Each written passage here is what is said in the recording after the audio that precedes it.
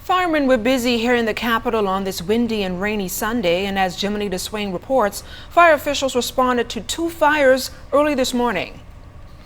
Firemen were still combing the charred shell of an abandoned building on Carmichael Road that caught fire Sunday morning. 3 fire trucks were on the scene, and several firemen were still sifting through the building and putting out any lingering fires when ZNS News arrived. Sergeant Anthony Mitchell said the call came in reporting the fire after 8 a.m. The first unit arrived on the scene. That was from Cable Beach. We met the building in the free burning stage, but it was an abandoned structure that was being used at first for building supply. Due to the wind factor, we had to use an additional unit to protect the exposures around the structure.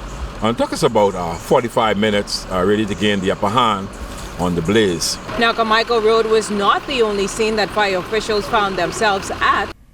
Fire Services Chief Walter Evans said another fire was reported after 1 Sunday morning on North Mount Royal Avenue. The first unit arrived just about 3 minutes after receiving the call. We met a single-story wooden structure heavily involved in flames. The flames were blowing in the direction of a building which is on the southern side, which is a 2-story structure.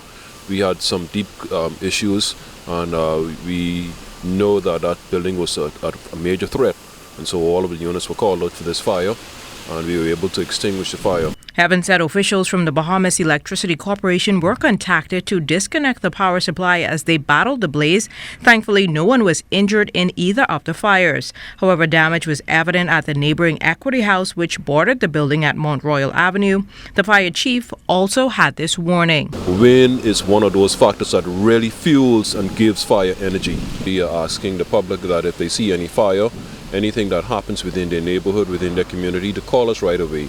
It is imperative that we respond very quickly and to be very efficient in what we do. We want to do that because there is a threat to nearby facilities, as we've seen here at Hawkins Hill, and then the fire that we had, which took place early this morning. And so it means that the fire services will have to ramp up its response level. We are prepared to do that. Now, officials are not sure what caused the blaze, but investigations are ongoing. Jiminy DeSwain, ZNS Network News.